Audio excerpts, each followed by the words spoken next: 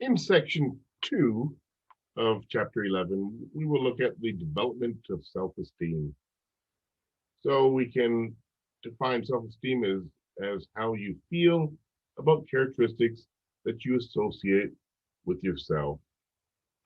Um, there is both a global self-esteem, which is kind of like your overall feeling about yourself, your general self-worth. Like, if a child says that, oh, I'm a really bad boy, or I'm a really good girl. I mean, like, that's kind of like an overall assessment of their self-esteem. But there are also domain-specific forms of self-esteem. Different, and there's a number of different domains, such as scholastic competence. How you are academically.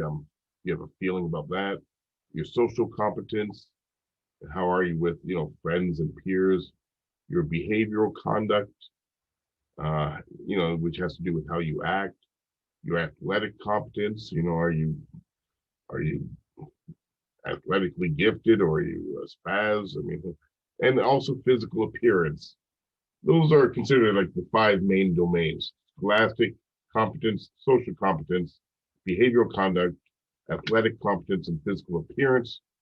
And and out of those five, research shows that the one that contributes most to our overall global self-esteem is physical appearance, and this is basically true at almost any age of the lifespan.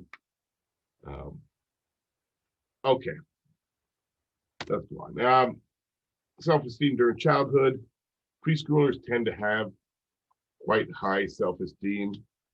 So remember, when I talked about preschoolers and their self-concept, I said that they believe that they can do anything, and they can lift up any rock, and I mean, they also believe that they're the best at everything. I mean, a preschooler will tell you to your face that they could beat you in a race, even though it's like not possible with their little legs. I mean, like, but they will believe it. They think that they're the strongest or the fastest, uh, and this is why part of the self concept is that they can do anything, because they're like little, they believe that they're little supermen. Um, and one of the reasons that they're not grounded in reality is, as I mentioned in the last video, they're not yet able to engage in social comparison. It's too complex of a process for their mental state during preschool years. That emerges during the elementary school years. They start to become able to realize that, hey, I'm not the fastest, or I'm not the strongest, but in preschool, it doesn't matter what the evidence shows. You could beat them 10 races out of 10, and they'll still think that they're faster than you. Okay, let's go on. So this is interesting. Self-esteem during childhood. I want to talk about this self-esteem movement, which started in California in the late 1980s. And then, like, it eventually really swept across the country. We went through kind of a transformation in society in the U.S., where self-esteem um, became really important, and promoting it and amongst children became important. But it had a starting place, like I said, in California in the late 1980s, and it was driven by the idea, as it says here, that a primary factor affecting how well or how poorly an individual functions in society is self-esteem. There was lots of research that showed that self-esteem and various positive outcomes were correlated. Remember the word correlated that we talked about in the first unit. And and so, like, for instance, people with higher self-esteem tend to do better in school. And this is a standard finding. People with higher self-esteem are less likely to smoke during adolescence. They're less likely to drink. They're less likely to use drugs. They're less likely to engage in early sexual behavior. And all these things are correlated with self-esteem. People with lower self-esteem do poor in school. They're more likely to do these negative um, habits in adolescence, and so this idea was formed. Well, wait, you know, self-esteem relates to all these positive outcomes. Like, so let's build self-esteem. Let's promote self-esteem and build it. So then we'll have children becoming adolescents that do better in school and are less likely to smoke and use drugs and all that kind of stuff. So many school programs were developed to foster self-esteem. It became um, very common for schools to promote it, self-esteem in different ways. This also led to the behaviors of like giving certificates to everyone that participates in something rather than just to the winners.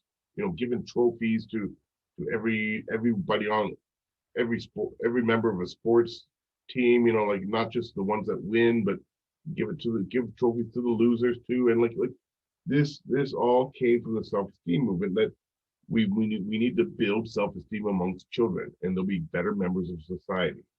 And so it made its way to the news. Parenting was affected. Parents, like, you know, got the idea through newspapers and well, eventually the internet when that came around, and and so it really was a movement that kind of transformed how we raise children, and it became common to promote self-esteem amongst them and just to praise them all the time, and you know that this will make them better members of society. And anyways, it failed. It was a failure. As it says here, no effect was found on academic achievement. We we did raise self-esteem, by the way. Like, that was accomplished. We've had the last few generations of children. I mean, self-esteem scores are much higher than they were when I was a child. And you know, the ratings that they, if you do comparisons like from one decade to another, one generation to another, I mean, self-esteem scores have gone up among children. So we were successful in raising self-esteem, but it didn't affect schooling.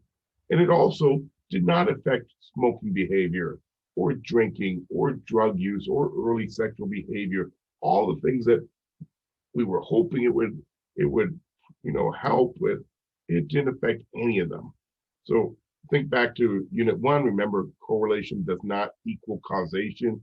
Just because two things are correlated, you can't say for sure that which one causes which.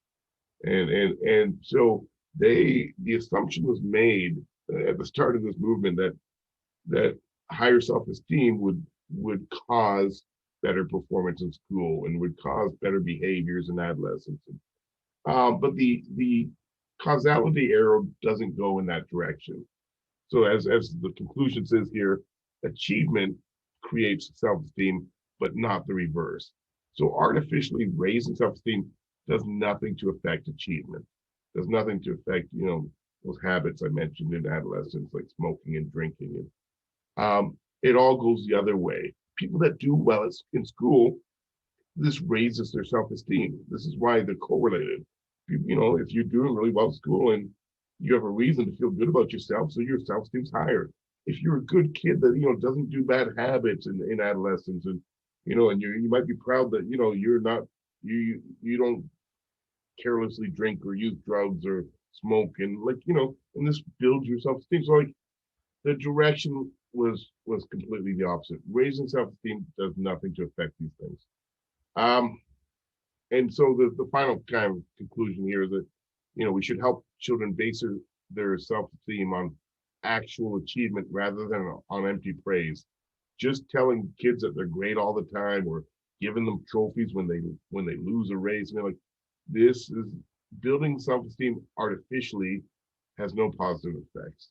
I mean, it's not. I mean, I guess it's okay that we have children that feel better about themselves, but what we realize that we should do is that whenever a child does well, take those opportunities to build their self-esteem. When they actually accomplish something and they come home with a good report card, or then build them up. Don't just build them up every day and tell them that they're the most handsome boy and in all the world, and you are the smartest kid in all the world, and like and that kind of empty praise isn't going to have any positive benefits in the long run.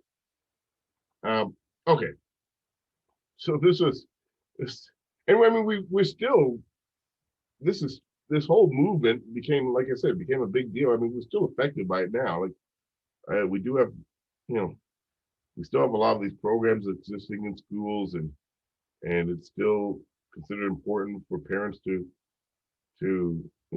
have children with higher self-esteem, and there's nothing wrong with it. But it doesn't have all the benefits we wanted. Okay, a little bit about adolescence. So I'll try to go through these ones quickly. Adolescents experience the experience of many changes in adolescence may relate to a decline in self-esteem in early adolescence. It's very typical. The adolescent dips at the beginning of self-esteem dips at the beginning of adolescence. There's just so many changes. Your body changes. Your thinking changes at the same time. You're switching schools early in adolescence. And so it is a time of a lot of changes, and it's no wonder that there's typically a dip where you as children become adolescents, they're on less sure footing. There's so many things are changing at once. So studies show this all the time, but it's not a big deal. I mean, there's always a rebound later. One thing that happens in adolescence is that now that adolescents can think hypothetically. Remember Piaget's fourth stage, formal operational thought? They start to think hypothetically and abstractly. And now that they can do this, they can develop what's known as the ideal self. They can imagine themselves being different. And so it's very typical for adolescents to create an ideal self, which is kind of like who they want to be, kind of like where they're heading or who they want to be. And if there's a big gap, though, between their ideal self and their actual real self, this can really affect self-esteem. So if your ideal self is that, I know I can be an A student, this is what I'm heading towards. I know I have it in me to be an A student, and you keep getting C's. I mean, you're not going to feel good about yourself. Your ideal self is that you think you're really an A student, and you're every report card you get. See, I mean, you're going to feel crappy about yourself. The larger the gap between your ideal self and your actual real self, the more negative effect it has on self-esteem. You'd feel like if there's a large gap, it feels like, all right, this is where I want to be, but I'm not even close.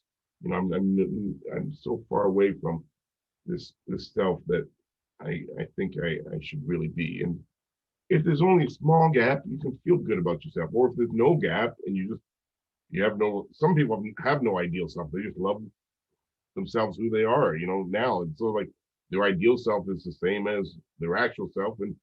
And they typically have very high self-esteem. If you know how to, if you can love yourself for who you are. And then so when I was talking about that gap, I mean, if your ideal self is like, I just want to maintain a C average, and then you get C's, you're gonna feel perfectly fine. And so anyways, this creation of the ideal self can be one of the reasons that self-esteem dips in adolescence. It begins to rebound though. It increases over the rest of adolescence. It typically, kind of goes back up by the end of adolescence. There are some important differences in self-esteem based upon contextual factors such as gender or race and ethnicity. I'll just mention gender here. Lots of research shows that males typically have higher scores on measures of self-esteem than females do. This is certainly holds true during adolescence. But even though it's a standard finding and it's been verified in enough studies, the difference is actually quite small.